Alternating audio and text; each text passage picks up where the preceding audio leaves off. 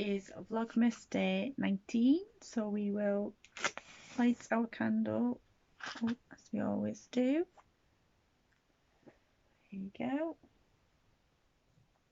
So today I thought I would rate the middle grade monthly books from this year. There's been 12 altogether. I hope that's the right amount. I think so, yeah, because there's not one in December and we read 2 books for 1 month.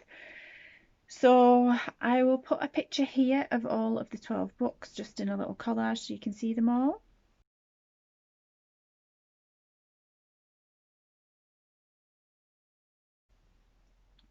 And I will go through them all from 12 down to 1. There was none that I absolutely hated. Everything got above a 3-star. Oh no, one got a 2-star. But there was none that I hated enough to not finish, and they all had qualities of something that I liked. I can't tell you loads about them all because it was a while ago. Well, obviously January was the last time I read the first one, and a lot's happened since then, as I'm sure you can imagine. So number 12 I've got as Ghost Squad by Claribel Ortega. I loved the concept of this book, of these 2 children, Lucy and Sid, trying to save the spirits of Lucy's family members, but they were up against evil spirits, and it just wasn't written very well. It was quite rushed. It could have done with another 100 pages so that it could have been spread out. And the character of Babette, which was, I want to say, Sid's gran, she was amazing. She was like the saving grace for that. I'm going to shut this a little bit because I think it's shining a bit too much.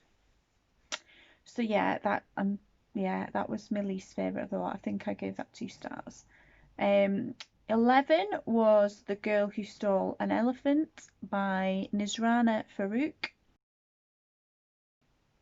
Basically, this is about a girl called Chaya who manages to steal the elephant of, I want to say, the queen.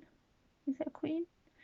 She does it by accident. She's trying to save a friend, so she has good intentions, but again, it just fell short for me. Another one where it probably could have done with a bit more time spent on it, to be fair. So yeah, I wasn't very keen on that one. I think after this I gave most of them 4 stars. I think Ghost Squad was 2 stars, Girl Who Stole an Elephant was 3, and then I think I went up to 4 stars until I got near the top, and I give some of them 5. So number 10 was Never Tell by Catherine Orton. This was basically about Lena, who was a girl who was in a Soviet prisoner of war camp, or prisoner camp, and one day she manages to escape, and then she finds out a lot of secrets about her family along the way and ends up going back, and yeah, it's a happy ending. But yeah, some of these I can't tell you a lot about because you'd definitely spoil them if I said what happened in the end. So yeah, it was okay. I remember quite enjoying that one, but then since then we had so many other good ones, so it kind of fell down the list. The same with The Wizards of Once, that's at number 9, that's by Cressida Cowell. This is about Wish and Zar. One is a wizard, one is a warrior. They're on opposing sides, but they end up joining forces. I've read Wizards of Once twice magic. I've still got to read Knock 3 times, and I've still got to read Never and Forever. But I liked it enough to carry on with the series. The characters are likeable, plus the side characters like Squeeze Juice and all the spirits. So yeah, I liked that enough to carry on with the series. Number 8 was The Explorer by Catherine Rundell. That was about 4 children, Fred, Con, Leela and Max. They're all on an aeroplane. I don't know where they're headed to, but somehow they come down in the Amazon jungle. And I don't know if whoever flew them died, because what happened to the adult in it? No idea. All I know is they end up in the Amazon jungle, and then they've got to survive there. They do come across an adult who is called the Explorer, and he does help them later on in the book. But yeah, I liked it enough.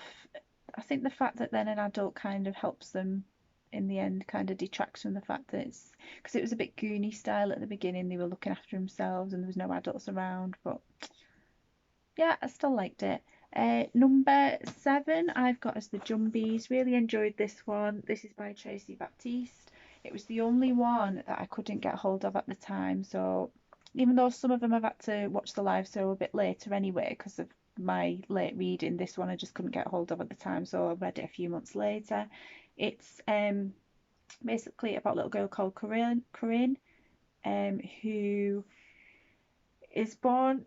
It's set in the Caribbean and it's around Caribbean folklore, and they're saying that the Jumbies live in the forest and her dad tells her don't be silly. Then they come up against the Jumbies and she's trying to save her dad then. Just spooky enough.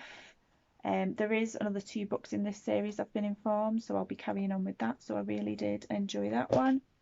So that was number 7. Number 6, Murder Most Unladylike by Robin Stevens. This was one of the books that got the most differing opinions, I feel. You either really liked it or really didn't like it.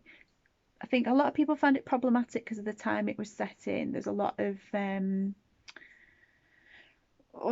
just you wouldn't get away with some of the thoughts that this gets away with, but it's of its time as well. Basically about Daisy Wells and Hazel Wong. They set up a secret detective agency at Deep Dean School for Girls. They struggle to find any real crimes to investigate, and then they find one of the teachers' bodies is found, and it's finding out who has caused the murder. And then there's all them already, and then I know there's another one out recently which has got like a gold cover. So I do want to carry on with that. I fear I will have to have a quick scan through to remember what happened. I think they'll be standalone, but I would imagine there's probably references back later on. So yeah, enjoyed that one. So that was midway for me. Number 5 was the one I read recently, The Crooked Sixpence by Jennifer Bell. It's about Ivy and Seb, who are siblings. Their gran ends up in the hospital. They come back from the hospital. Her house has been ransacked. They somehow end up in a new world called Ludinor, and find out that they're actually uncommoners, which is basically the people from this world. Yeah, another mystery book. I've already got The Smoking Hourglass on my January TBR, so I'm looking forward to that one. Number 4 was the first of the Michelle Harrison, yeah, books. About 3 sisters, Betty, Fliss and Charlie. They have magic objects each. They can't sail past a certain point on the island where they live, or else they'll die, and that's just people in their family. And then there's further on in the series, so I can't say any more than that. But their gran in that story is awesome too. I like anything about sisters because I've got a sister. So yeah, loved that. Her writing is great. Number 3 I have got as Popkin and Stubbs by Sophie Green. That's about Ned and Lil Popkin and Stubbs, and they solve mysteries together. I can't say any more than that. I have got the second in the series, Haunting of Pelican City, on my December TBR, and then I've got Ghostcatcher on my January TBR. So that was popular enough for me to want to carry on. Number 2 is Sprinkle of Sorcery, which is the second in the series of Michelle Harrison's, again about the 3 sisters. I have got her 3rd book on pre-order because it comes in on the 4th of February on my birthday, so that will arrive for then, so I'm excited about that. Yeah, so that was number 2. So I preferred the second one to the first one, so I hope I like the 3rd one even more than the second one. So I'm trying to think. I think I might have given Popkin and Stubbs 4 stars, and then Sprinkle and Sorcery I give 5 stars. And then number 1 of my favourite book of the Middle Grade Monthly books was Orion Lost by Alistair Chisholm. It's about a 13-year-old called Beth who lives on a spaceship with her parents or mum. They live with adults anyway, and somehow every time something happens on this ship, like an emergency, or they have to power down of an evening, so they have to all have to go to sleep in these sleep pods. But one day something happens and they all have to go in the sleep pods quickly, and then when they come around from the sleep pods, all of the parents are still asleep and they can't wake them up. So then the ship is basically being run by the children, and it's so good. There's lots of twists and turns, and I'm not a massive fan of anything to do with space. Space freaks me out for some reason, but I loved this book, and I'm fingers crossed that there's another one coming out from him. So yeah, that was number one. So least favourite, Ghost Squad. Most favourite, Orion Lost, with special mention to the Michelle Harrison ones as well that were near the top. So they are all 12. They're not doing a book for December because they know it's a busy time for everybody, so I think they're just going to have like a party live show on the 20th of December, and probably look back on all the ones. I think they were going to ask people to rate them there as well. So here's my video, and then I'll join in that discussion and let them know what my favourites were. But everybody seemed to, I don't think there was any books people really hated. I know that Jade wasn't a fan of this one. I don't think Pris was a fan of this one either.